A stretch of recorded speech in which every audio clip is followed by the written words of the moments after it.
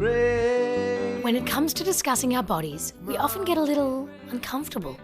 Women's health issues are often seen as off limits, taboo topics we just don't talk about. It's time for that to change. Let's talk. Welcome to the Bravemumma podcast, where we are going to do exactly that.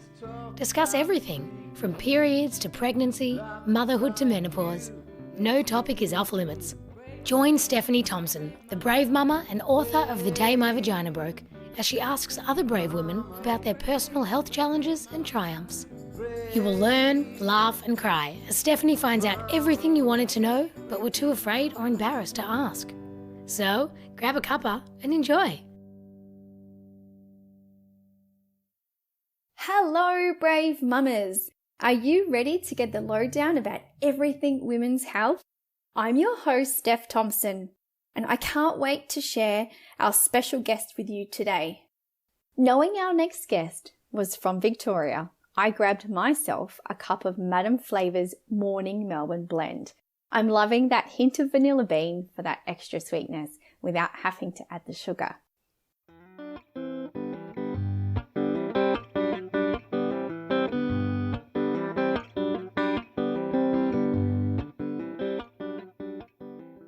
So welcome to the Brave Mumma podcast. Today we are talking with Pinky McKay and we're going to jump straight in.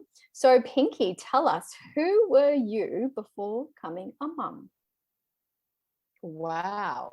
I was a wild young woman, I guess. I was also a nurse. I was growing up, I was the only girl in my really close neighbourhood. I grew up in a little country village in New Zealand. Yep. And my dad was the local truck driver. And so I was the leader of the gang of boys, pretty much, was that. Perfect. And then, I was pretty fearless.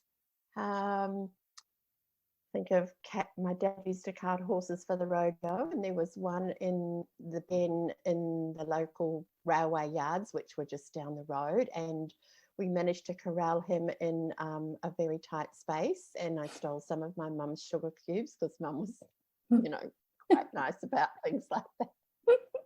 And yes, we took turns feeding him sugar cubes and trying to sit on his back. We could have killed ourselves, but, when the parents figured it out what we were doing. So there were lots of, mad things that we got up to. The rodeo out of the somebody's wash house, the lady down the road's wash house. I took one of my dad's, herded my dad's sheep that were in the paddock, and put them into her wash house and we had a rodeo as we opened the door and let the sheep out. Now, the neighbours were known for drinking a lot on a Saturday night, so they weren't awake. But, I bet when they woke up, when this lady woke up on Monday and did her washing in her outdoor wash house, there was lots of little sheep marbles in there that day.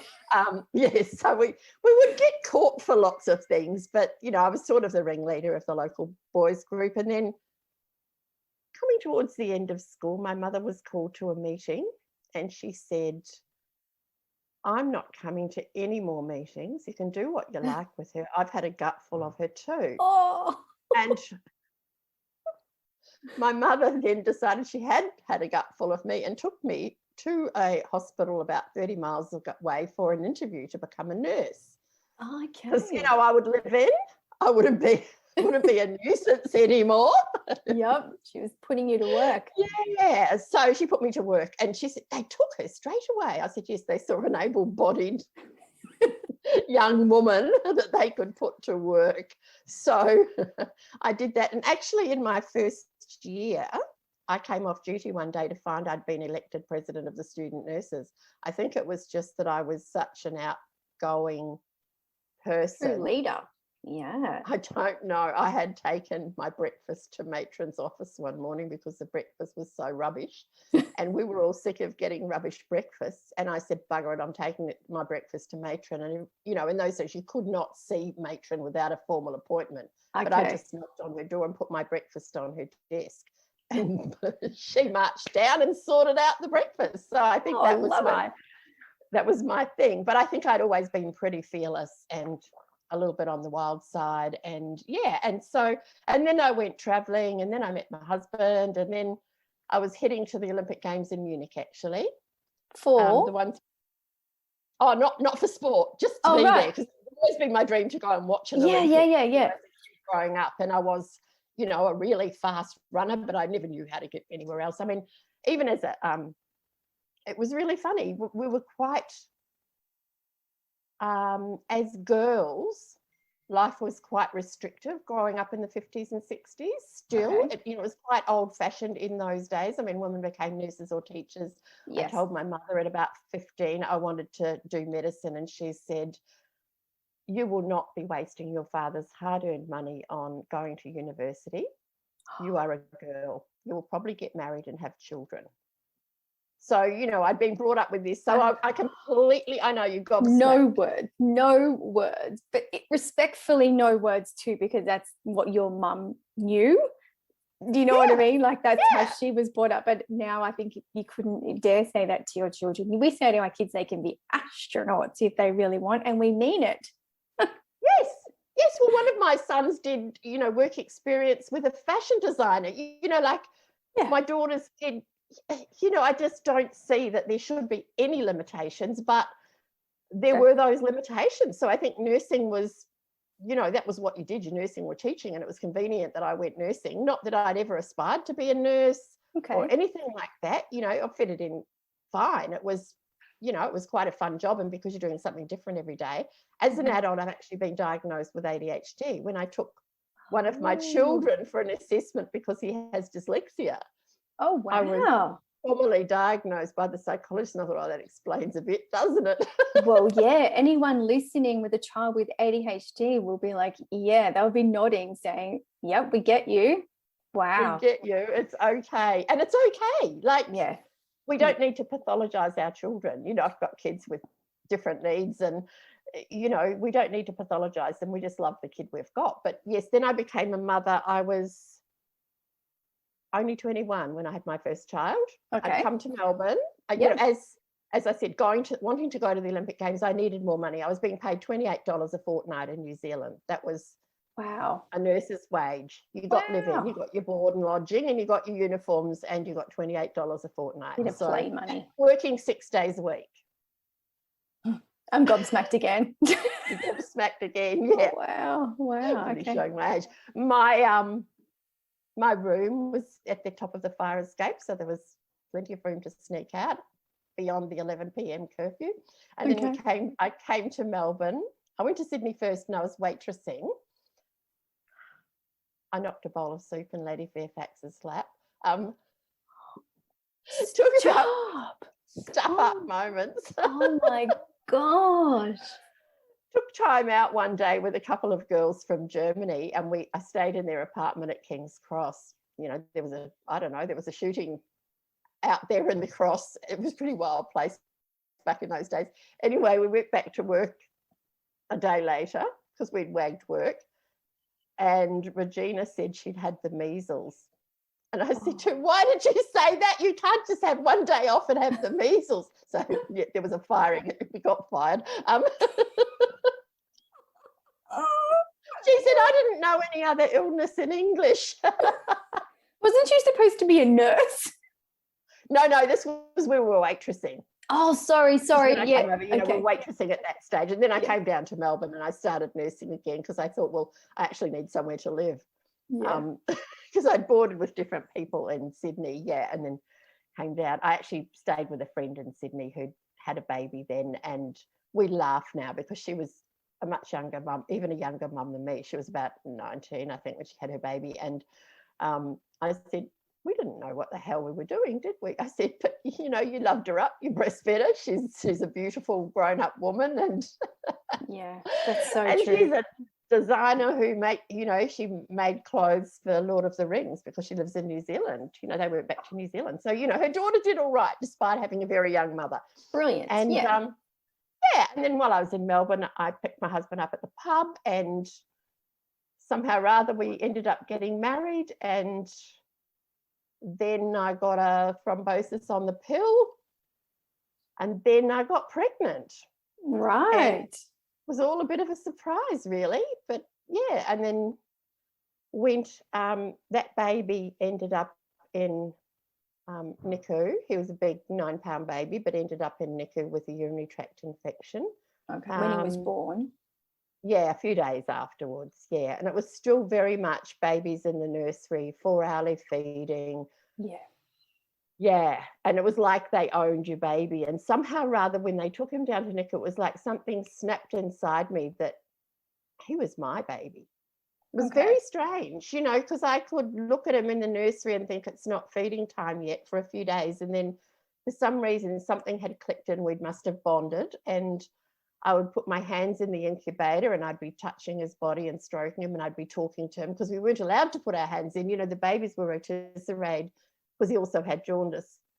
Every hour they were flipped on the next side, and on the 4th hour, someone would hold a bottle in and feed them. You know, it was just scary stuff. And my milk, which finally had come in on about day 6, had just gone down to about a teaspoonful. The breast pumps were these hideous glass things with a rubber bulb on the end, and you squeeze the rubber bulb and it slurped your boob into the glass. Yeah, like a cow's udder, really, right? Pretty much, yeah. But you squeeze the bulb and that created suction with such short nipple in, which cracks your nipples. So it was really messy. And but I had this beautiful angel of a midwife, the charge nurse, and she gave me a copy of The Woman, the Art of Breastfeeding, the Leche League book, which was only a very thin blue book at that stage. Yes. But I read it and I somehow, you know, it just clicked and felt right. And I just had this belief that when my baby came back, my milk would come back. And she let me, when my baby came back to the ward, she let me demand feed. But oddly enough, I had said to them, you know, they wanted to send me home while my baby, I said, if you send me home, I'll jump out the window, and I live upstairs. Wow. I only said it. I wasn't meaning it. But yeah, you know, didn't think, well, that'll scare them. You know, I just said that. Well, and they let me stay. I'm not going home without my baby. Yeah. Wow. That's huge to have. That is definitely your first experience as well. That's amazing. Wow. I do want to talk a little bit about your family and your journey to motherhood. But first, I just want to know, just because I'm really curious as well, how does someone go from, you know, a nurse to becoming a best-selling author and Australia's most recognised breastfeeding expert, a partner and a mum all at the same time? How do you do it? It wasn't all at the same. It happened. You know, layer upon layer upon layer. Yes. Yeah. I mean, when I went to New Zealand, when that baby was about 9 months, he was about 8 months when I went to the doctor with a lump in my breast. And I did not know anyone else who was breastfeeding. And the GP pressed my breast, this lump, and got squirted in the eye. I didn't realise I had a blocked duct. That's how much I knew about breastfeeding. Yeah, right. Even nursing in a maternity ward, you know, which we did as part of our training, there were barely any women breastfeeding. There'd be one or two on the ward. It was such a low breastfeeding time. Late 60s, I think that would have been. And so I went back and I wanted to know how to wean him. Once again, my wise mother told me that if you don't wean that baby, you're going to lose your husband, because my baby was now about a year old. My brother who was nearly a year old, my brother had taught him to say titty. So there was no hiding where he was or what he wanted. And I went along to Leche League to find out how to wean this child and was just so relieved. He was about 15 months by then. Yeah. So relieved that I didn't have to, because I was struggling with, now how will I wean this child? Because this is so much a part of our mothering journey. And, you know, we'd travelled, and if in doubt, flop it out, and he'd be calm. We could get on airplanes, we could get on, you know, buses, anything. And that kid was settled, and he was a beautiful, happy, contented child. I mean, and I think that's probably part of his personality anyway. I mean, when you have more babies and you have a crying one or an unsettled one or a high needs one, you don't. I had nothing to compare, but he was just a, you know, very contented sort of child, and he's a happy-go-lucky sort of adult now. So, you know, I think a lot of it was his temperament, but I didn't really know how I could possibly wean this child, and went to the Leche League, found I didn't have to. There were other kids there that night running around in their pajamas, having booby. It was all lovely, and this beautiful group of women embraced me and supported me, and and I had another child, and I became a group leader with the Leche League. I felt that the support that I had was so important, that I was feeling that it would be lovely to share that with other women, because it was just such a nice sharing environment. And then I had another baby, and then I came back to Melbourne. We moved back here when she was about 6 months old. I once again had no support. So 3 children and zero support. Zero, it was pretty tricky. I was asked because I'd been back nursing at weekends with between the kids. And I in a postnatal ward, which I absolutely loved. It was just home. Like you can tell that even right. The fit was good. Yeah. You can just, even when you just said that, your face lit up. Like it did. Yeah. When you feel like home, you feel good, right? Yeah, it was beautiful. Every Saturday and Sunday morning, I'd get on my bike and ride to the hospital in the freezing cold, and sometimes it'd be nighttime, and I just rode home in the dark. Like, it was just what you did. It was really great. And, people say, nice break from the kids. Well, it wasn't even about that. It was just that I really loved working with other mothers with little babies, and the women who worked with them, the other the midwives. I'm not a midwife, but the midwives.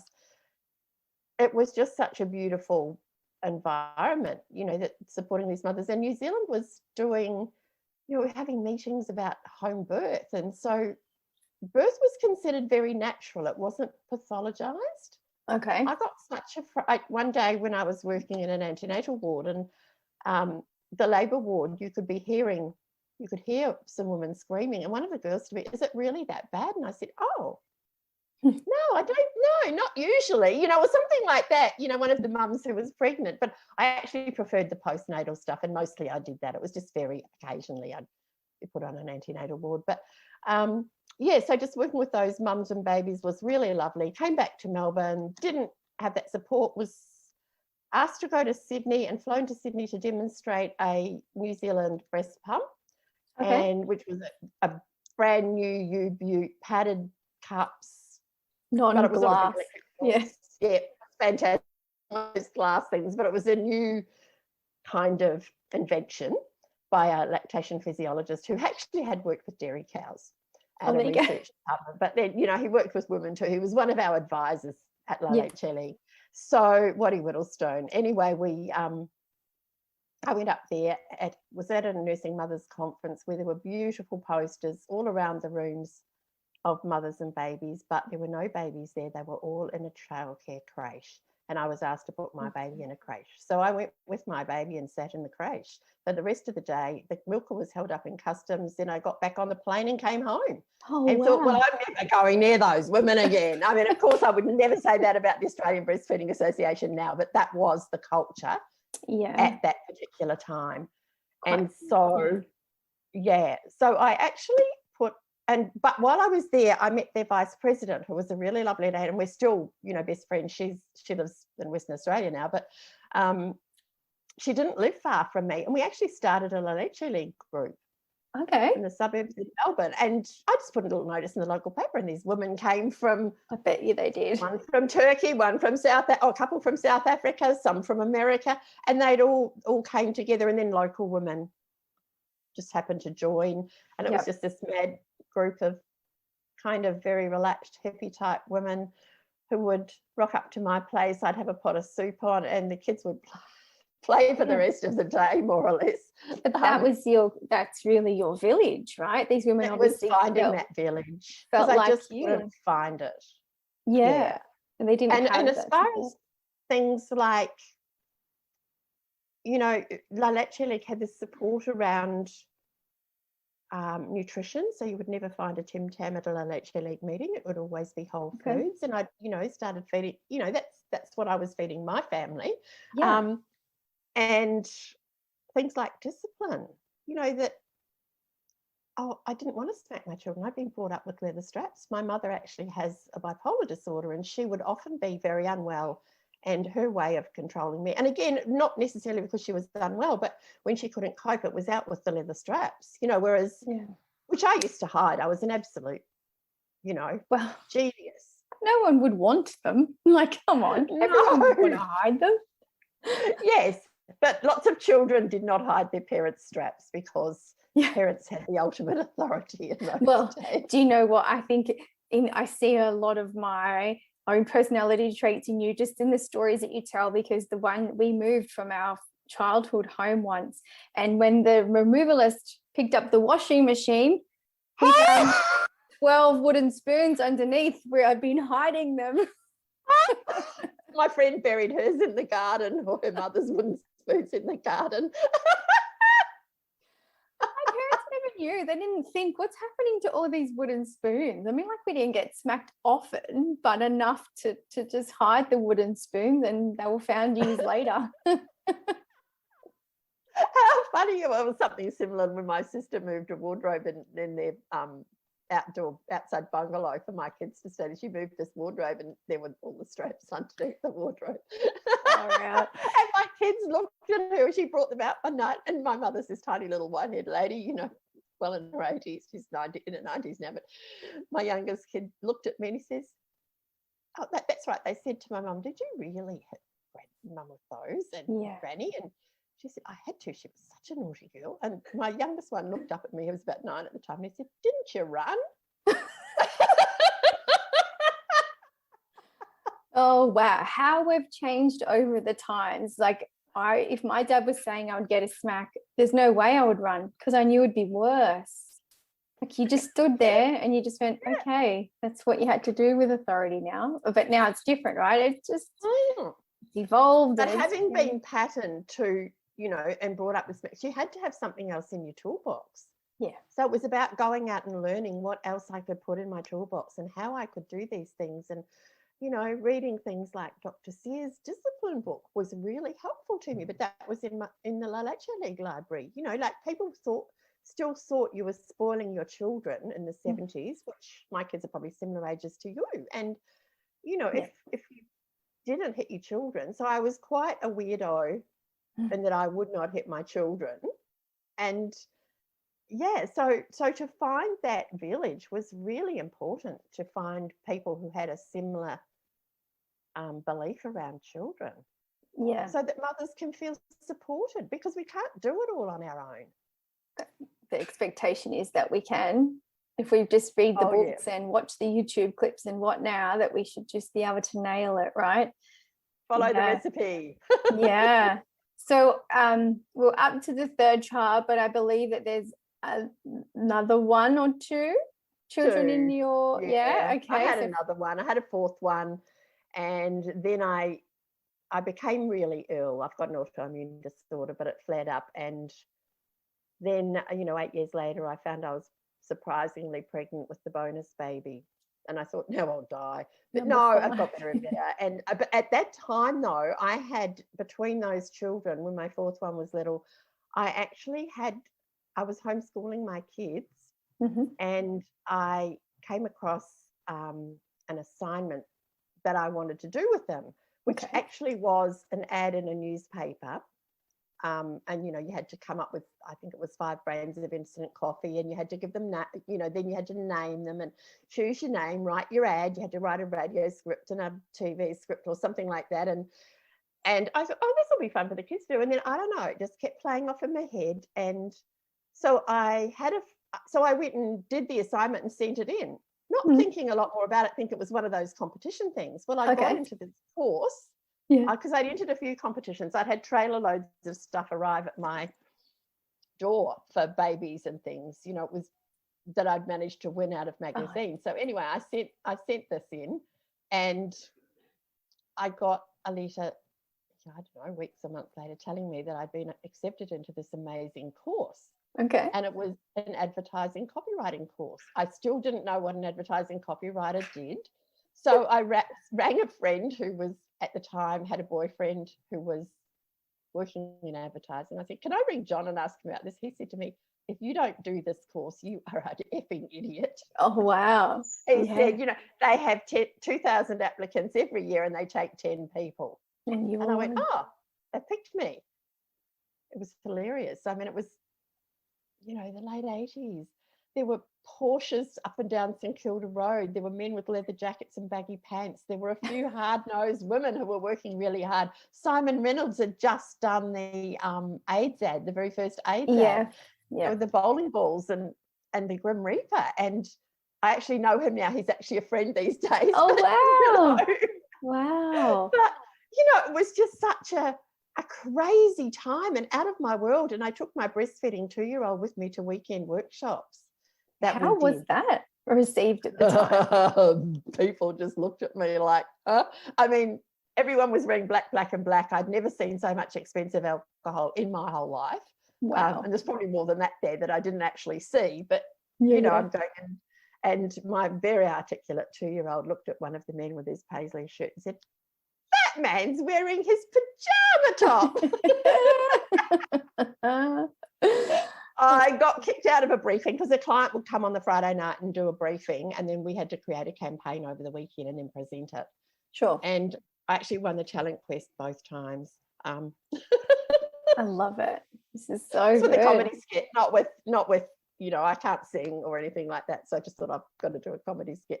And I did really well with my presentations of my ads. So I started, and I was offered some really great jobs, but advertising isn't a place that I could have worked with 4 little children.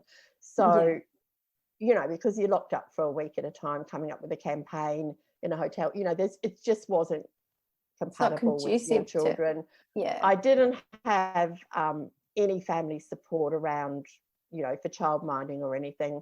I was homeschooling my older kids, the 2 boys. So I paid a friend to mind the kids on a Friday, and I went into a personnel agency and wrote all their ads for the week, you know, for the weekend paper. Only Thursday that I do, but one day a week I'd go in and do all that and do their creative for them. And I also had some private clients there. And then I got very ill with this autoimmune disorder, and I could barely walk past my letterbox for about 6 months. So I wrote an article and sent it into The Age. Okay. Nobody knew I wasn't a journalist. There was no internet, you know, of whatever. Course. And and I had and then the person that I wrote the article for rang up and said, can you write more? And then someone from the Herald Sun rang me up and said, can you write for me? Because in those days, well, it wasn't the Herald Sun, it was the Herald and the Sun. So the Herald was the evening paper. And they rang up and asked, and I said, oh, what about? What's your, you know, thing? And he said, oh, health education or families. And I went, oh, thank God it's not politics or finance. I can wing this one. I can do families. I've got one. I can do this. Yeah. And so, and then the feminist pages I used to write for, there was a feminist page.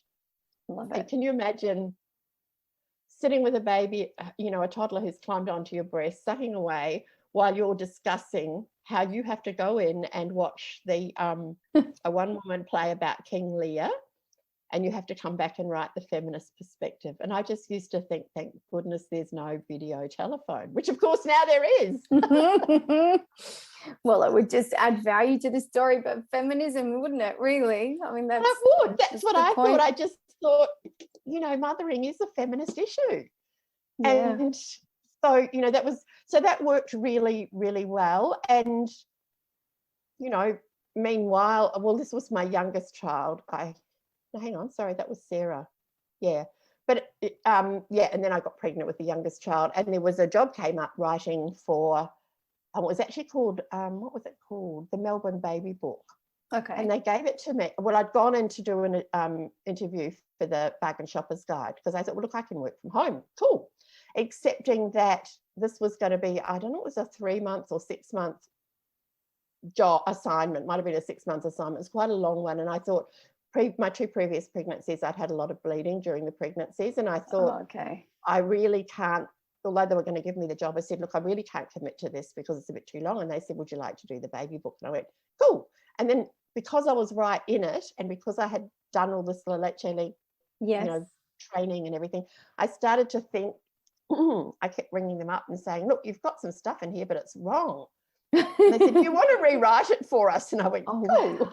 Sure. So then I started writing for baby magazines, and I started, and then somebody tapped me on the shoulder to write.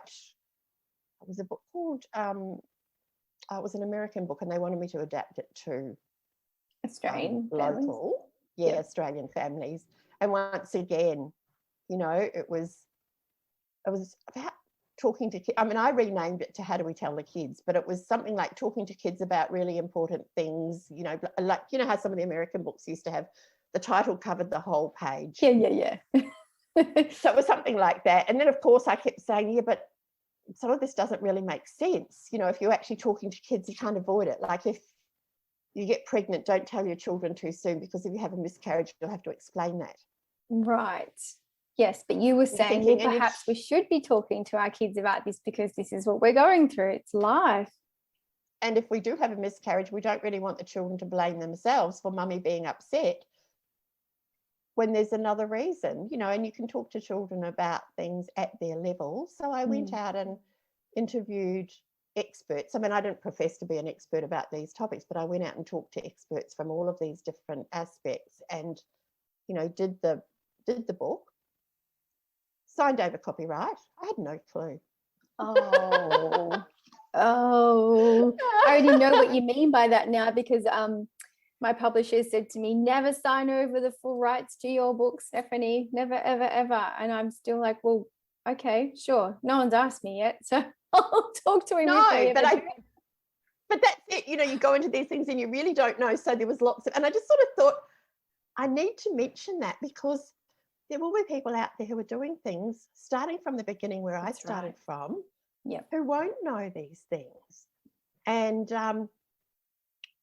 the internet came in, and of course we were bombarded. By the time I had my youngest child, was a digital native, really, since he's born in the 90s. So I had these first two in the 70s, and next girls in the 80s, and then I had this baby. There's nearly 18 years between the oldest and the youngest. So this bonus baby, the internet was around, and oh my God, we were so overloaded with information. But I was noticing that we were no longer trusting our instincts. We were looking, or our babies, we were looking outside for instructions.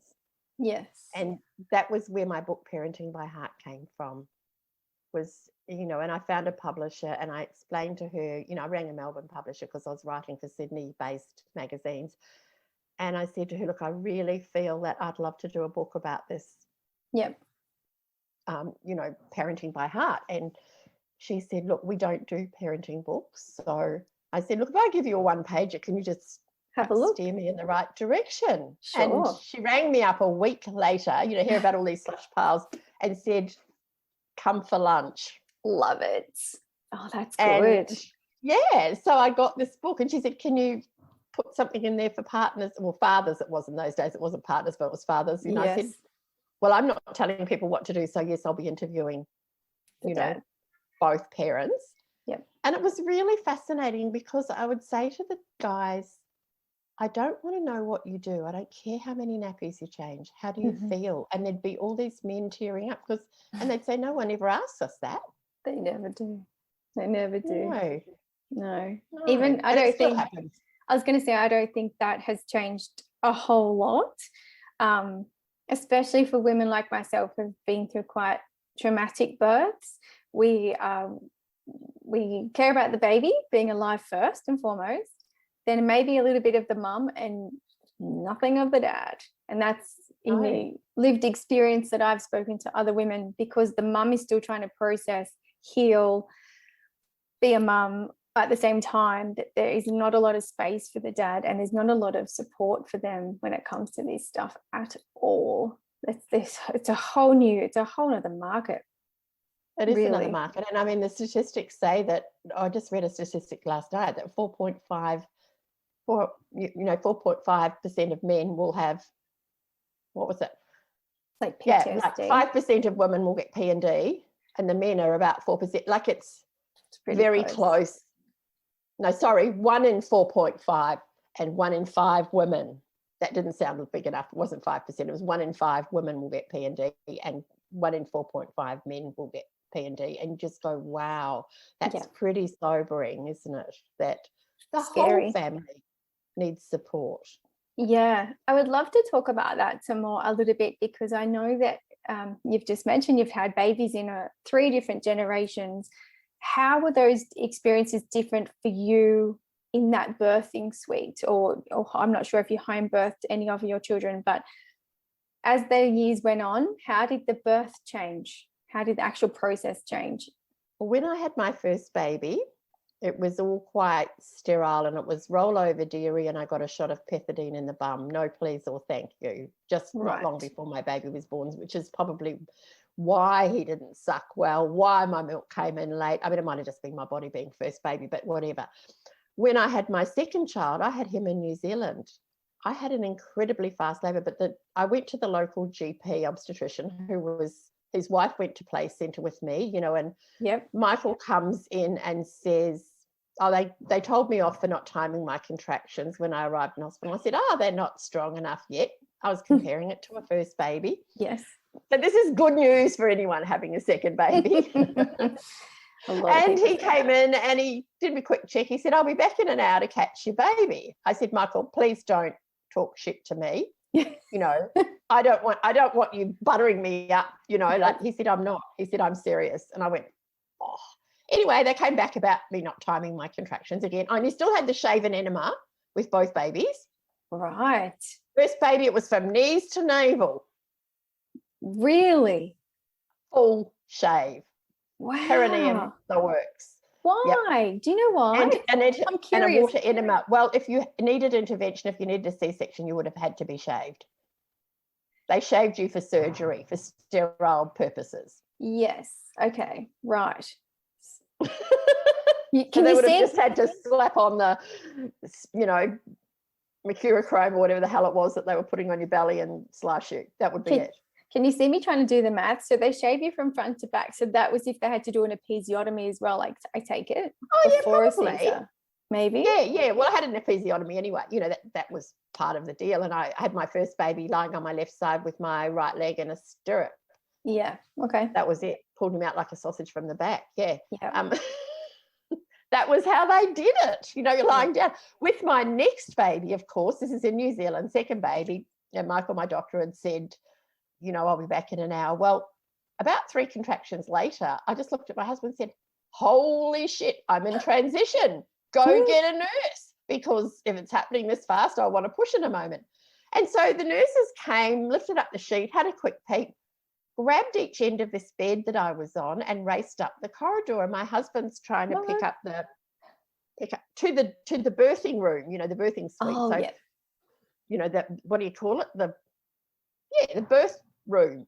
Yeah. I can't even remember what you call it, but you were right. The birthing suite. Yeah. Because I think these days, you go if you are labouring, they make you stay home until you're ready to go into the birthing suite. So you only go in the birthing suite.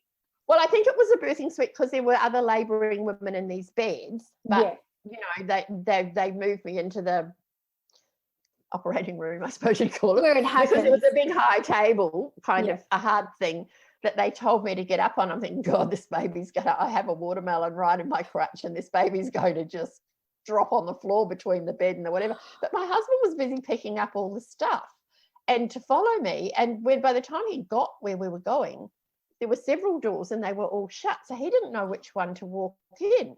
Oh. And of course, nobody worried about the poor dad in the corridor with the ladies' bags. And the midwife looked at me and said, oh dear, you had a big episiotomy last time. Nurse, find my local anaesthetic. So she's going over to the bench where the nurses, and when you're in that second stage, you say what comes out of your mouth. I said, do you know what the fuck you're doing? And she said, I beg your pardon. But she said, I beg your pardon, but I didn't hear it like that. I thought she hadn't heard me. So I shouted it really loudly at her. Oh my gosh. And then, she's, and sort of just after that moment, as she's got her scissors and everything ready, Michael, the doctor, walks in. He says to me, what are you doing lying on your back? Sit up. You're going to watch this baby be born. So he helped me up to what? And yes, he caught the baby. And meanwhile, the doorbell had rung and they'd run into the next delivery room. And, you know, he's stitching up this episiotomy. The baby's my baby Jonathan was in the cradle next to me, you know, next to the bed. And they called him, Michael, come here. And so the doors were open between. All I could see was people's backs as but apparently a young woman had arrived in a taxi with a baby, but she also had another one coming. She had undiagnosed twins. So they were all in there looking after her. My husband's somewhere at the corridor. Oh my gosh. I didn't know if I could pick up my baby. I didn't know if I was fully stitched up. I had no idea. I was, but I didn't know that at the time. Of course. So I'm just lying there, you know, half naked with a sheet over my all bits. Open. Yeah.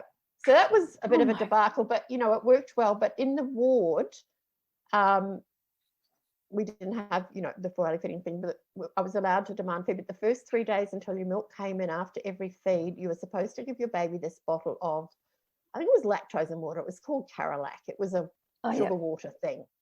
But there were 4 women in this ward, you know, each section of the ward. So the other women with me, I mean, we knew about breastfeeding by then. We weren't silly ladies. We'd had other babies.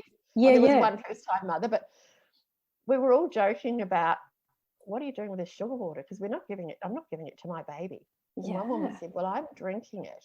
And one said, I'm putting it in the flowers. And I said, yes, but how much do you drink? Because if we drink too much, they'll think our babies need a formula comp because the baby's hungry.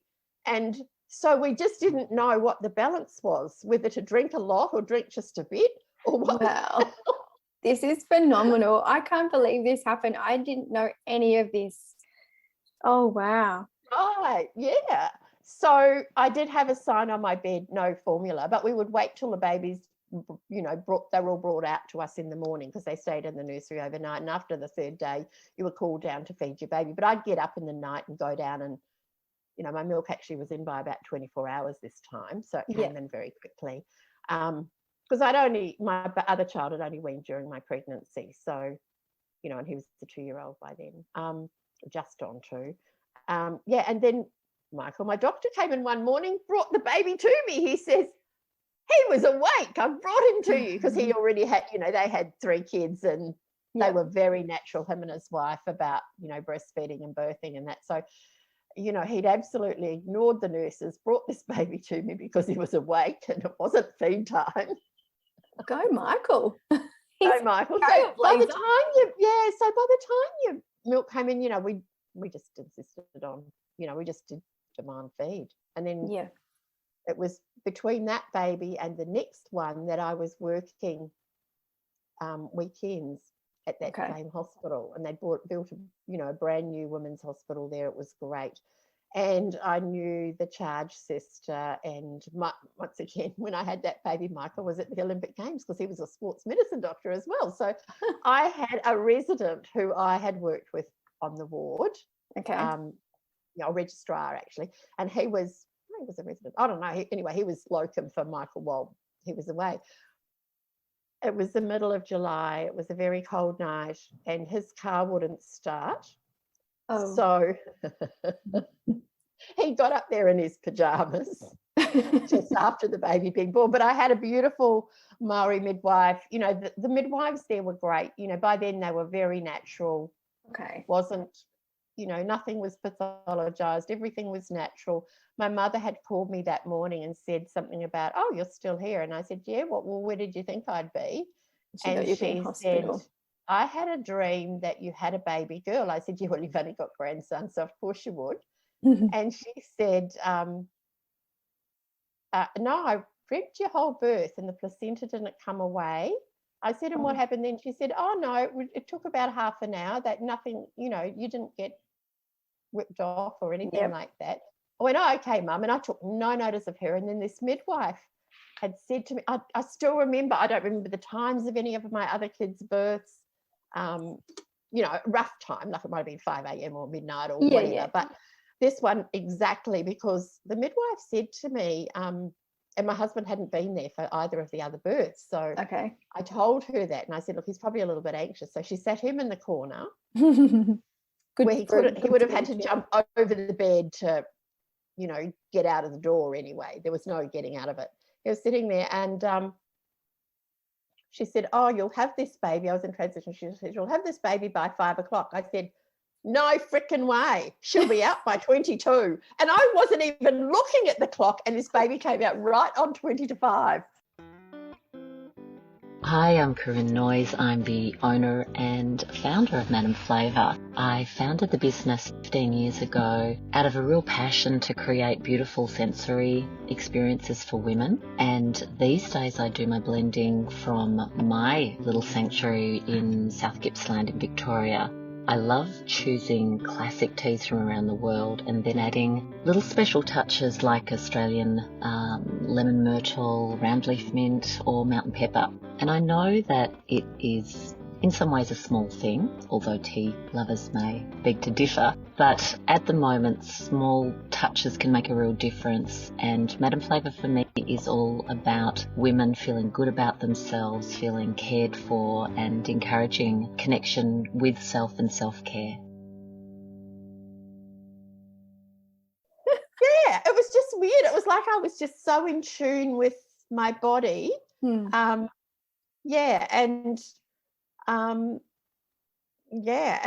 then, you know, my husband, we asked for the phone because no mobiles, rang Eileen, the friend that was minding my kids, and she brought the kids up. So they were all there, but this placenta hadn't come away, you know, as she your mum was right. Yeah, and I said, oh God, my mum said the placenta didn't come away. And she said, what did she say next? Because being Maori, they're very respectful of this intuitive sort of stuff. Yeah. And I said, oh, she said it only took about half an hour. She said, oh, I'll put her on the boob and we'll see what happens. Watched, kept an eye on me, and it came away. So it worked, you know, like it was just lovely and natural. And then, of course, when I did go to the ward, one of the nurses came in one day because we had single rooms by then because it was a splash new hospital. She said, is there anything you need, Mrs. McKay? We've been told that we're not allowed to give you any advice because you know what you're doing. So that was, you know, Gail, the charge nurse, had told her because I'd worked with her, and she was, you know, she'd obviously said to her, oh, that's leave her alone. Well, that's nice that they ask. Yeah. And my kids could come in at any time. So my little one would come in, and he was about 4.5, and he'd come in and bring his, you know, my husband might make him some sandwiches or something. And then one night, Michael comes in to visit me one day, and he says, you have to go home today. He says, Rick rang me last night. One of the kids has got a cold, and he was reading everything out of your medicine cabinet. He was reading all the labels of all the bottles in your medicine cabinet to me over the phone to see what he could give him. Bless. Oh, goodness. So I had to go home. Yeah. But I actually with my second one, I actually had a hemorrhage after I'd got home. About a week later. Okay. Yeah, about a week after he was born, I had a secondary hemorrhage. Yeah. See, people don't talk about those type of things, do they, Pinky? They just, so the hemorrhaging and the episiotomies and things like that, I feel like they're missing from the pregnancy books. You know, the words like forceps, they're just not really in there. And I think because I honestly believe they don't want to scare women before birth so that they are relaxed. But I do want to go on to talking about, I've watched your TEDx talk on surrender. Right. And it struck a chord with me in particular, and I think a lot of people within the Bravemummahood, because we are women who find it really hard to surrender. So, for example, when someone says to you, just trust your instincts, my mind would say, well, what the frig are they saying? I don't know what they're actually telling me. I think I need to do this. And you gave an example of a lady who wrote everything that the child was doing, left breast, right breast, timing, poo. And I swear I have that book. I have that book with my first. I still have it. And I used to write the second, like the minute that she went to sleep and the minute she woke up, and was it long enough, and analyzing all this data. I don't know if it's because I had such a traumatic birth that I just couldn't surrender. And so I always had this conflicting thing when people say, oh, just relax and get into the groove and get to know your baby. But what if you just can't? I always say to women, I have seen so many women with those notebooks, those exercise books with those times. I mean, that was just, you know, a particular woman, but she was representing so many women that I have seen. Yes. And I think, you know, it plays on my mind too, because I think, what is this about? But I think we have one generation of women who have worked, had careers, been organized. It's not just a personality thing, it's a whole change in society where women have tried so hard to get where they're going. Like, you know, my story about being told I couldn't do medicine because I was a girl. Yes. You know, there is, you know, there's this whole new generation who haven't got mothers who've modeled it for them. I mean, they probably modeled it, but they, you know, I just wonder sometimes, did we make mothering look easy because we were at home a lot of the time when our babies were very small? You know, generally we were at home and we could work into that. We had community generally around us, not with every baby perhaps, but, you know, and I had times when I didn't, but, you know, generally there was community around, and I think it was easier to not follow. And then, of course, the internet comes in and there's so much information and there's people from across the other side of the world telling you you're doing the wrong thing. Yeah. So your head is in a mess, even though, you know, even though you've got those hormones that you're battling with that are telling you to tune into your, you know, they're making sure you tune into your baby, but you've got all this noise around you. So it's really hard. And I would say to women, you know, when you do get that horrible conflict, try and filter it by saying, is it safe? Is it respectful? And does this feel right for me? That's the hardest part. It took me, with my first, I never got it. I never got to that surrender stage. I would sit there and I'd be crying every breastfeed and I'd be struggling because I didn't think she was getting enough. But one person would tell you that she is, and that one would, and I was trying to hire all these experts to come and help me because the books and the internet were mind-boggling and very dangerous, I think, to me at that stage. But even getting some people to help, I had this nurse come out, this, you know, breast care nurse, and she basically just said, oh, Stephanie, just start enjoying this baby, for goodness sake. And that's how it was told to me. So then I felt, well, I can't even do that. I'm failing everything, you know, like I can't even enjoy this baby. It's a really hard time actually, but you'd feel worse. It's I like did. when, if you're feeling stressed and somebody says, oh, relax, calm down. You know, even if you haven't got a baby, it doesn't do anything to you. Yeah. You just get more frustrated. Yeah. And I tell you what probably did help for me with my second baby was that my mum and sister obviously recognized that I needed something because I was going down that same rabbit hole of stress and anxiety. Because I had a baby, I could breastfeed this time. I was like, yeah, I can do it. My boobs are doing their job. But then the baby decided that there was a whole lot of allergies and issues and reflux and tongue tie that would make him projectile vomit and scream. So I got to the point where they hired help to come into the house, and I liked the way she worked because she was methodical, which aligned with me. She would put the baby on, weigh him, put him on the other breast, weigh him. Okay, he probably is getting enough. But even after all of that, I still never found that I could relax like I pictured I would when I was pregnant. When I was pregnant, my baby was going to live on that breast until the day they were ready to say, bye, mum, I'm going to school. And that never happened. And so I think a lot of mums do feel like that failure. That first formula-fed bottle, I felt like I was giving arsenic to my baby. It was horrible. I was shaking. Sad, isn't it? So horrible. There was nowhere to call. I rang the breastfeeding hotline and said, look, I think I need to do this. How do I even set up the bottle? And they said, we can't help you because you're not breastfeeding. Which I suppose is their thing, but then where do you go? Yeah. It's just like we have all the books in the world, a library full of books on how to breastfeed and be a mum and do all of that. But when it doesn't work and when you can't trust your instincts and you can't surrender, And you don't know that you can't surrender. You think you are. You think you're trying to relax, and you're still not getting it. It's only in hindsight you can look back and go, oh, man, I wish I would have known what I know now.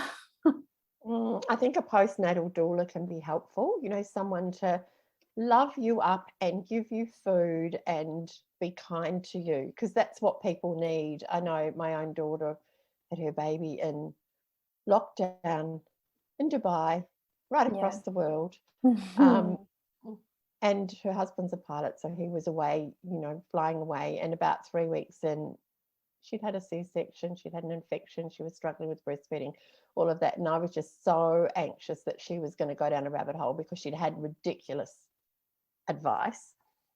And with lockdown, $50,000 fines, guards on the gate of the compound, I managed to find her a doula who was the most beautiful, kind English woman who had twins herself who were 5 years old. Like, she'd been a recent new mum.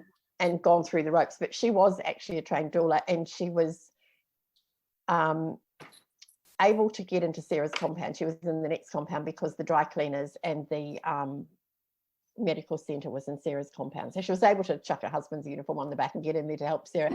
But she was the most calm and beautiful and non-judgmental, non-advising, because my daughter had done corporate. She's the super organised one in our family. She organises me, and it was very stressful for her. But she also had been imprinted with, relaxed and nurturing and that sort of thing. But it still wasn't, she was still anxious about even lying down and cuddling her baby, those sorts of things, because he was tiny. There were lots of things that felt so typical to me of the mothers that I see, that are well into their 30s. Have had an organised life, and then to trust what's going on in your body and your baby when you've got people telling you that you might be starving your baby. That's a really primal fear for mothers. Yes. So I think having someone that's experienced, and look, people can't do this in COVID. I just find it really sad for a lot of mums who are having babies in lockdown that can't have someone in their home to just be kind and gentle and accepting of where that mother's at. And I think that's the person you need to help you. You can't just have someone say, surrender or relax, because enjoy your baby. Enjoy your baby, because then that loads more rocks in your wheelbarrow of, well, I can't even enjoy my baby because, he doesn't even feel like mine anyway. Someone's going to come and get him because I'm not a good enough mother. 100%. Yeah. Actually, I still have the photos. She took my camera and said, here, let me take a photo, because Elsie was asleep on my chest. She goes, let me take a photo. And I look back at it now and I just remember that point in time when I was really drowning, but I didn't know the words to say, I need help. I didn't even know that I was not doing okay. And I think that's really scary for mum. That information overload it's intense and it's too much. And so my question would be, if we don't want to scare mums before they become mums, how do we gently tell them? How do we gently give them the message of, your message of being able to surrender and enjoy their baby for real? I think it's a process. I don't think you can actually tell mums that, there can be hard days and you're not alone, because I don't know that your headspace is, I think listening to stories of other women is really helpful, which is what you're doing, with your podcast and what you're doing with your books, telling mothers different stories. But again, it's like I couldn't send your book to my daughter before she had a baby, because the title said The Day My Vagina Broke. Yes. And I thought, that's too much for her now, but afterwards maybe she might need that. Yeah, it's funny. I think it's in the timing. In reflection, like I'm still for the title, but we had Lucy Bloom, who wrote the Cheers to Childbirth for Dad, Guide for Dads. I know Lucy. Yeah, she said the same thing. She said, I think your book is brilliantly written for medicals and the people charged caring for women.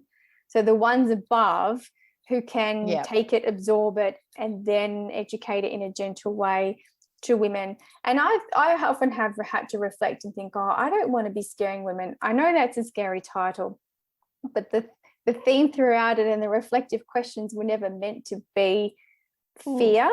It's more about knowing that.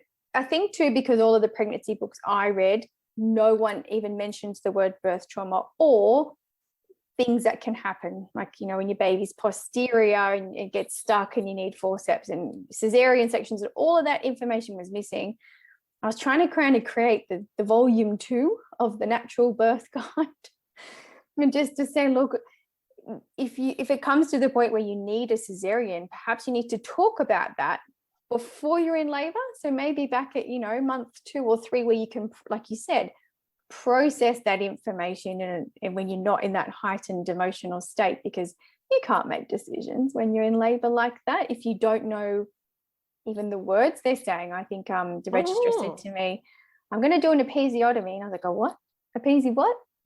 Oh, what are you doing? Yeah, well, I didn't have a clue, but, you know, I did know, I did have a clue. I'd seen them being done, but, you know, and I wasn't frightened of them, and they really don't hurt and all that sort of thing. You know, I mean, I tour with my other babies anyway. They're all between 9 and 10 pounds, which I don't even know if that's relevant, but, you know, one scar tissue, you probably have a few more tears, but whatever. It was something I recovered from. It wasn't a big deal. I mean, with my 4th baby, though, I had an induction, and I'd never had an induction. Okay.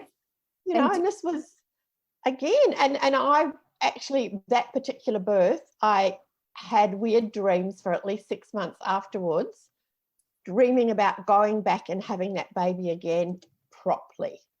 Oh, wow. So you mean not having the induction? Naturally. Well, it wasn't just the induction, it was actually the way I was treated during the labour. Yeah. Sure. Which was, again, not scaring women. You know, it happened. I didn't think I was traumatised, but I did have tears. But I'd come back to Melbourne, and it was my first baby in Melbourne, which wasn't as far ahead as New Zealand is, right, you know, as far as normalising birth, and my waters broke. So I thought I'd better go up to the hospital because I had had these 2 very rapid labours. Yes. And when I got there, I was told that there was not a private room available for me and my baby. And for some reason, the switch went off. And, you know, because I was having good contractions before I went, thinking this will be, you know, I'll wait till I've got some contractions. Yeah. And went up there, and the midwife said that, and then they decided that they would wait all day, and nothing happened. I mean, I had labour, I had contractions, but they weren't good opening up contractions. They assigned me a medical student, which was absolutely wonderful, because I was able to educate this young man. You know, he'd feel my belly and saying, oh, that was a good one. I'm going, no, but it's not a proper one. Oh, wow. You know, it was a good one on the outside, but I couldn't feel my cervix doing anything. Yes. And then the next day they decided to give me, you know, put the drip in. You know, if I hadn't gone into labour in the night, they were going to put the drip in. So they put the drip in. And then by that afternoon, someone actually walked into the room and said, oh, there's a room available for Mrs. McKay. I just overheard that. I don't know what happened, but that labour went boom, boom, boom. Oh, and wow. I said, grab the midwife. This baby's coming in. For some reason, I just intuitively turned over onto all fours. This midwife came in and said, what are you doing? You're mucking up the bed. I said, this baby's coming. She said, oh, come on. You've been mucking around for, you know, the last 2 days. She said, it can't come that quickly.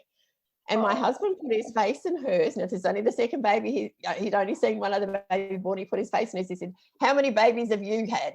He said, I think she'd know if there was a baby in her vagina. And the nurse got really angry and stormed out of the room. So the med student had a look. I said, please have a look. He didn't even have gloves on. He caught my baby because no one had switched the oxytocin down.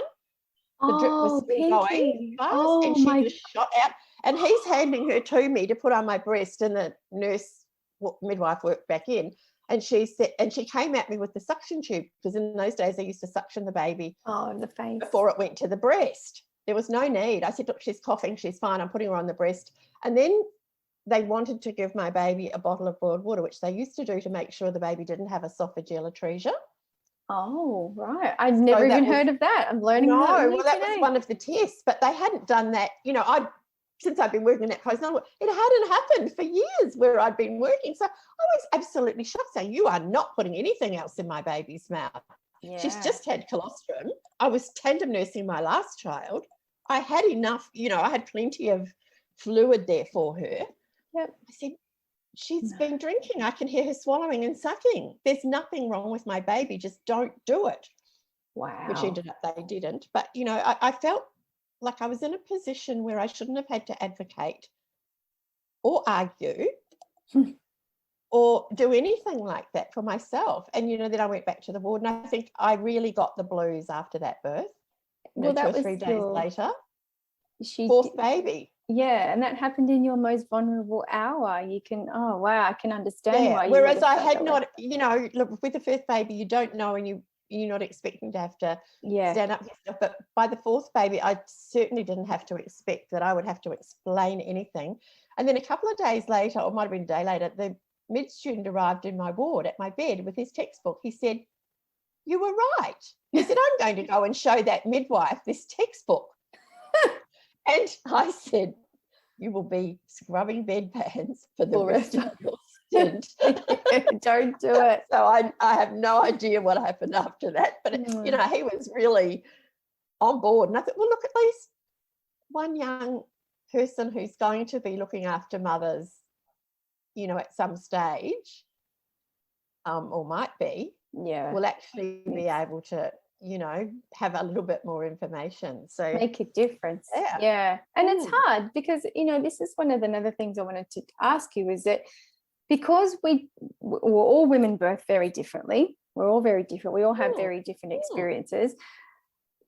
But what systemically, what would be some good practices that we could be looking at revising for when we're teaching these medical staff, and when we're when hospitals are working out the policies on how babies should be born or can be born? What are some of the themes we need to be looking at? I think we need to look at our midwives and ask our midwives that. Yeah. Someone like Rhea Dempsey would be a good person to ask that from. That actually counsel women afterwards through birth trauma, that, help women adapt to what's happened for them. And, I think also we're in quite a litigious society now. So people, hit the safety button a lot more quickly probably. And it's important, you do want to come out of this with a well and healthy baby, but you want a well and healthy mother as well. And sometimes those subtle things, like I wasn't in danger. I just had to advocate for myself at a vulnerable time. There was nothing horrible happened. Yeah. It just wasn't, why should you argue when your brain is in that space of, you're in a completely different hormonal chemical space. Yeah. You're not in, you should not have to pull up your mother lion pants and yell at someone. Just to be able to be heard. You should be heard from the very get-go. But 100%. I think whatever happens to mothers and their babies at any stage, the big message is for professionals to listen to the mother, because the mother can go in and think her baby's unwell, and they'll say, "Oh, he's coming down with a tummy bug like everyone else," like dismissive. Whereas if you can listen to that mother, I mean, if your child is having difficulty, might be a school-age child having difficulty learning to read, and the mother will be trying to advocate for her child, and she can be dismissed all the time. I know that you hear those stories of that child arriving at the emergency and they say you're getting a tummy bug, but yet they've probably swallowed a button battery, and the mum knows something's not right, and then they keep going back. And similar to I remember telling my midwife something's not quite right with my episiotomy. I could just feel it. I said, "I don't know what I'm feeling, but something's not right." And it was very dismissed. "It's normal, Steph. It's part of normal childbirth. You'll be fine. It'll recover." And then obviously when you took the mirror for the first time, because we were still in that generation of you don't look down there, and I thought like your story with the second baby, I thought, I'm having twins and they're so, incapable, that there's another baby's head. It just looked like a baby's head, but it was my bladder. And the stitching had all come undone, and it was quite infected from the episiotomy, and there was a tear there as well. So it was a mess, but that feeling of being told it's normal made me believe that it was normal for 2 years. and I didn't really say anything to anyone. I didn't tell anyone what happened to us because we just thought, oh, well, it's normal. It's not quite normal. And you're struggling along and you don't talk to people. In women, I think, don't necessarily share those things about their private parts either. No, they don't. Or that, you know, sex isn't good, or, yeah, you know, whatever else is happening to you, or that you're peeing your pants a bit, you know, or any of that sort of stuff. Yeah, you got fecal incontinence. You think you need to do a fart, and you've just filled your underpants with poo, and you didn't really know until you can feel wet. Like, we don't talk about those things, and I think I probably answered my own little question there about how do we change it systemically.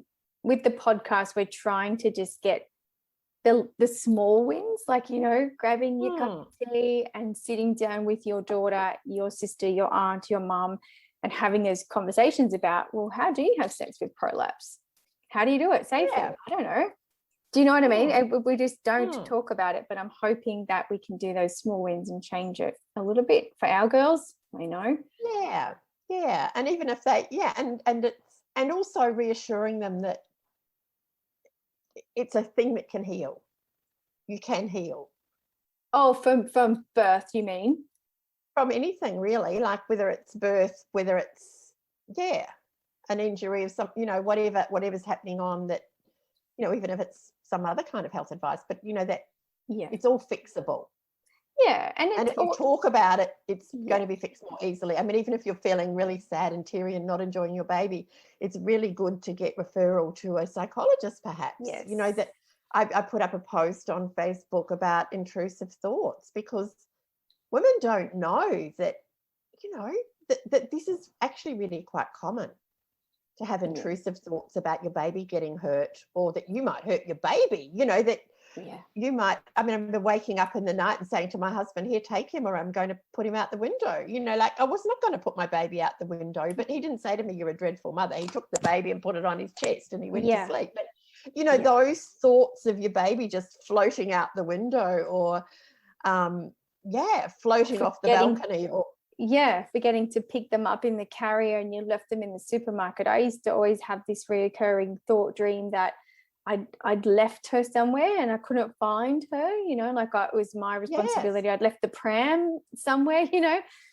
But you're right in the terms of healing can be a long journey. I think for women who are living with this significant pelvic organ prolapse like me, it's a continual thing. It's every day.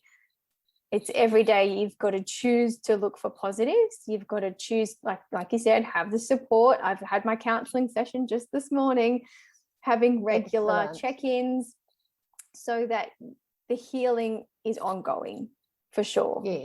Yeah. And the sooner you can actually talk about it and get some of that healing. I mean, there are people out there who will support you, but if you don't tell them you need that support, they don't know what to do. And it might be a good friend that, you know, you take with you to the GP to get that referral to the psychologist. 100%. And I think,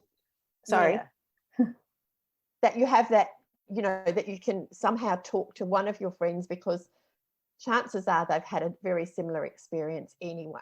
But we don't know. We think we're the one that's losing our plot, and we are going to go completely batshit crazy, you know, that, and our baby will be unsafe because we're having these terrible thoughts. It's a horrible thing. Or women might even feel that their baby will be taken off them because they're feeling these terrible things. And yet, you know, if women can say, I'm having those thoughts, and sometimes just even doing that can mean, and knowing that they're part of being a really good mother, because you've got very protective hormones going on in your body. Yes. And this is possibly some explanation, but if those things don't stop, get some help to work through and process, and maybe even some medication to help you with the anxiety that you're going to have around this, because women who are having lots of intrusive thoughts, who then get into that cycle of thinking, I'm a terrible mother, they can't sleep. Yeah. So, you know, then you're going, and you're going down that rabbit hole towards, you know, really bad mental health. Yeah. Which is very, you know, a very slow process to come back from. So you may need medication. There's safe medication for breastfeeding. Please don't feel ashamed about that. I love that you just said that, because I think the stigma and taboo, especially in my generation and having babies, was that a couple of times I've been to a mums and bubs unit, I've put my hand up and checked myself in, especially the last one. And but when I got there, I said to my mum, because the Caratani and Tresillian were fully booked, so there's obviously a need. Women are having this need for support, but there's not enough of it. I checked myself into a private facility where they mainly focus on mental health. And I said to my mum, I'm in the wrong place. All these women are on medications. They're crazy, is what I said, right? Not realizing that I really belonged there. I was really that unwell until I'd been through, I stayed there for 3 weeks, I think. So I've been through a whole lot of sessions and workshops. And I know we're kind of going off a tangent here, but it wasn't until I realized that actually that makes you better.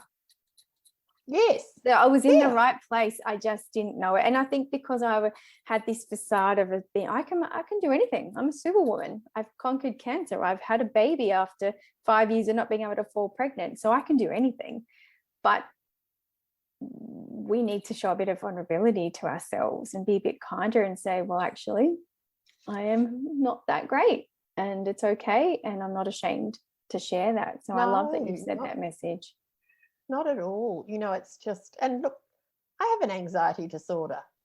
It's just, it's just part of me. I don't, to be honest, Pinky, I don't think I now don't know anyone who doesn't have some type of anxiety, depression, situational anxiety. It doesn't have to be anything, but I don't know if I actually know anyone who doesn't have something completely well and doesn't have anything. Yes. I mean, I think we were talking before this, and I was actually diagnosed with ADHD. I think Brad and I might have mentioned that in the podcast, but none of that. And I haven't had anxiety all of my life. I don't think. I think it came with that autoimmune disorder. And as long as I take care of myself and I get enough sleep, all those sorts of things are okay. But sometimes we just have too many rocks in our wheelbarrow and the tires go flat and we need some extra help to push that wheelbarrow full of rocks. And it's not a shameful thing. It's important to get that help and support. But if we don't tell anyone, if we keep up our facade, then we can spend a whole year of not enjoying our baby. I love that you shared that. I know so many women listening to this right now will look to you as a beacon, because I know that even in my circle of mums, Pinky McKay, and they get a bit fangirl. To have someone of your stature to say that, I just want to thank you, because that is so lovely for you to share your own personal experiences, because I know when people then listen to this, they can say, oh, wow, okay, if someone like that can say it, then maybe I can too. It's maybe so I can lovely. put my hand up. Yeah, maybe I can put my hand up and it's okay. And don't blame everything on anxiety either. I actually changed GPs, and when the new GP opened up my folder, my file, right across the front, it said anxiety in big capital letters. Now, because of that, I actually have a cardiac disorder that was missed. It was put down to anxiety. Ooh. Wow. So don't just say it's my anxiety, but I just got a second doctor who listened to me. I said I was waking up. Was I having panic attacks in the middle of the night? He says, get around there and have an ECG. Okay, and it wasn't. And it turned out there was worse happening, and I had atrial fibrillation that had not been diagnosed for a very long time. Oh, because it wasn't just anxiety. So don't just put it all down to anxiety, listen to that woman. Tapping in. I'm going to find I'm going to on. find a way that's that magical dust to just say, listen to that intuition, and this is how you do it. Once I discover it. Once I discover it. But we can all take care of ourselves and do the things that we need to do despite or because of or whatever. And I think once we're open about things, we might help one other mother that knows that there's hope, that you can still function even if you are working through some of these, if you have some of these, I don't know, mental health conditions even, I suppose that's what we call them, but that's right. It just sounds like such a horrible word, doesn't it? Yeah, it's like, oh, I'm broken or something, like women's health. I'm broken, or I'm crazy. Yeah. I'm not crazy. I might be. I don't know yet. Yeah. But it's a fun kind of crazy. No. Yeah, that's right. That's, it's terrible. I think things are changing, and I do hope that we on this inertia of things changing for the better again for our, my daughter's only 5, but I hope by the time that she's ready to become a mum that things seem to be just that little bit easier for her. I think that's the whole we hope so. Yeah. And I mean, social media can put a lot of images of perfection into our minds, so we judge and we measure and we look at everyone that's got their lives together. But sometimes, and I remember with my own young kids, even some of the kids, I might never get makeup on, or I mightn't have brushed my hair properly or whatever, and I'd look at these women who looked amazing, and then the next thing you'd hear their husbands were playing up, or they were divorced, or like there was all sorts of things that were going on that you never saw. And sometimes the most perfect pictures are those of people who are trying to plaster the cracks anyway. I remember teaching baby massage, and I was talking about, it would be a 3 or 4 week session, and I'd give the women homework each week, and one of them was to have a pajama day. Oh yeah. Whether you actually get out of your pajamas or you don't get out of your pajamas or whatever, but have one of those days where you just stay at home and you tune into your baby, make sure that there's food in the house and you don't have to rush out. But just by not rushing out and not putting pressure on yourself to get dressed and put pants on. I mean, I think since the pandemic, if I've got proper pants on, I think I'm high achieving that day. But, just to take the pressure off really, and have a jammy day and just sit around with your baby and observe their cues and, no pressure, and let them sleep on you, ditch any rules that you might have. And one of the women said to me, and she was always coming, and the other woman used to, rush in with a baby under their arms. There was another one with twins that had rushed in with one in a carrier and one in her arms, sort of towards the beginning of the class. And this one was always on time, always immaculately groomed, had her makeup on. She said, I can't do that. And I said, why can't you?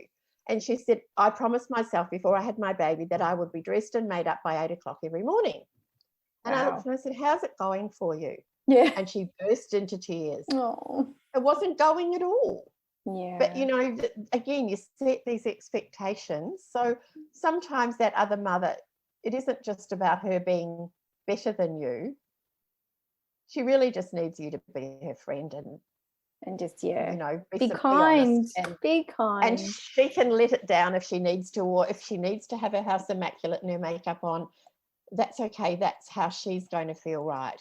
Yeah, that's right. And less but judgment. It's not that she's better than you. Yeah, that's right. And in less judgment, we need to be judging less to others and ourselves. I think I'm my worst critic half the time. Most women are. We are mostly hardest on ourselves than anybody else. I don't think anybody else cares. And remember that, don't let anybody shoot on you. I like that, including yourself. Yeah, and what other people think of you is none of your business. It doesn't matter. And the more you worry about what other people are thinking of you, the more control they have over you, whether it's, the lady that you don't know on the internet, or whether it's your mother. Yeah. Oh, yeah. Yeah, that's the thing. I'm learning it as I get older. It only took me time. Yeah, it does. Time. It really does, to be strong enough to. And I think as women, it's in our biology to want approval and to want to be part of the group, because I think think back to the cave women times, if you created a disturbance or a disagreement in that group, you could be kicked out of it. Yes. You and your children could starve. Yeah. So somehow in that back of our mind, somewhere deep down, we actually don't want to not belong. Band together. We do want to belong. Yeah. I know what you mean. You want to not belong. Well, I've loved. We don't want to be kicked out of the tribe. No, I've loved that we've been able to band together today, Pinky. Now tell us, if our listeners wanted to find out more about all of your amazing books, and by the way, I will say thank you for the booby bickies, because I was introduced to them for my second born when I kind of got the knack, and I do think they played a massive part in being able to just feel what it feels to get a letdown. I'd eat one, And then like, not long after, I'm like, oh, I'm having a letdown. This is what it is. Yeah, cool. Oh, how awesome. Yeah, well, women traditionally have been fed food and herbs after birth, and the research has been a bit slow catching up. There's lots of research around dairy animals because that makes people money. So there's lots of research. But there is research. We actually funded a research project with Victoria University here in Melbourne last year.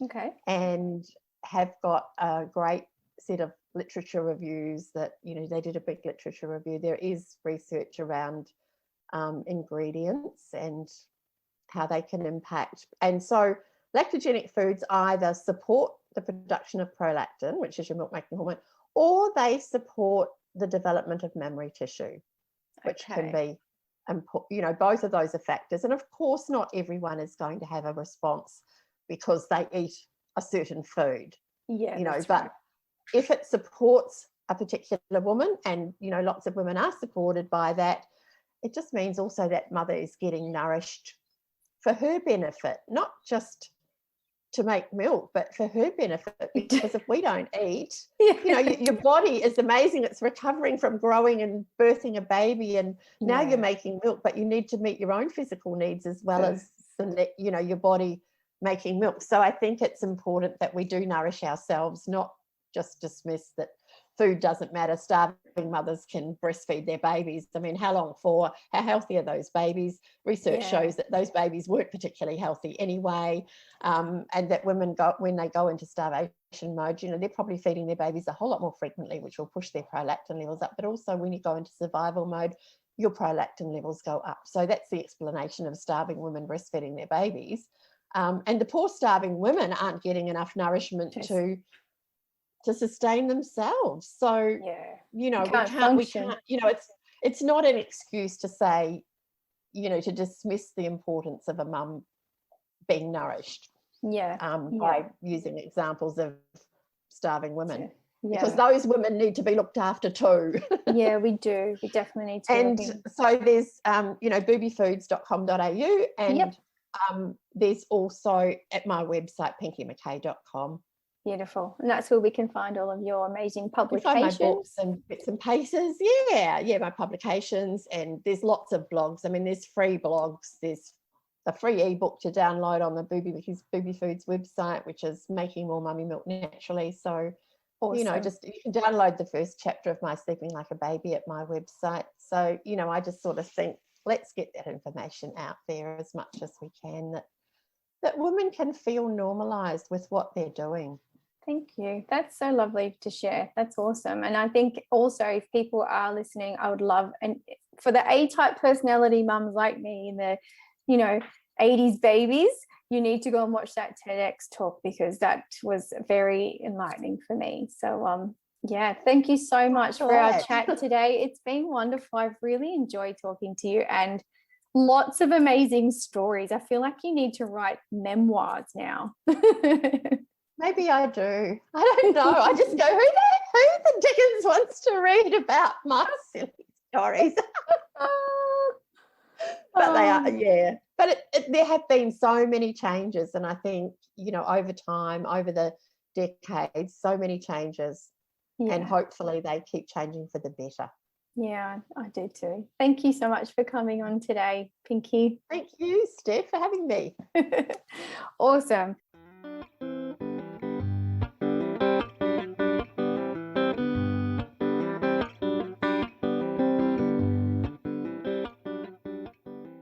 What an amazing journey and woman, right? I've loved every minute of talking with Pinky McKay.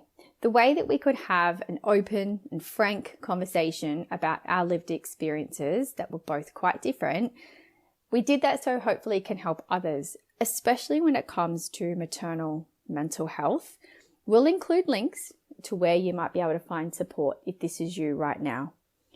Pinky McKay speaks to women of all generations, and obviously it comes from a place of advocating for gentle parenting and breastfeeding.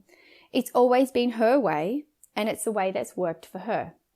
If you are listening and you feel torn by the pressure to do things one certain way, Please know that the Bravemumma community is here to support your decisions your way. We encourage everyone to look at all sides to be able to decide what might be best for you, and seeking help when you're stuck and, don't know which way is best for you. When we know better, we can do better. In our next episode, we talk to the CEO of Modibody. Christy Chong is all about talking periods and motherhood. Tune in. Bye for now. Mama.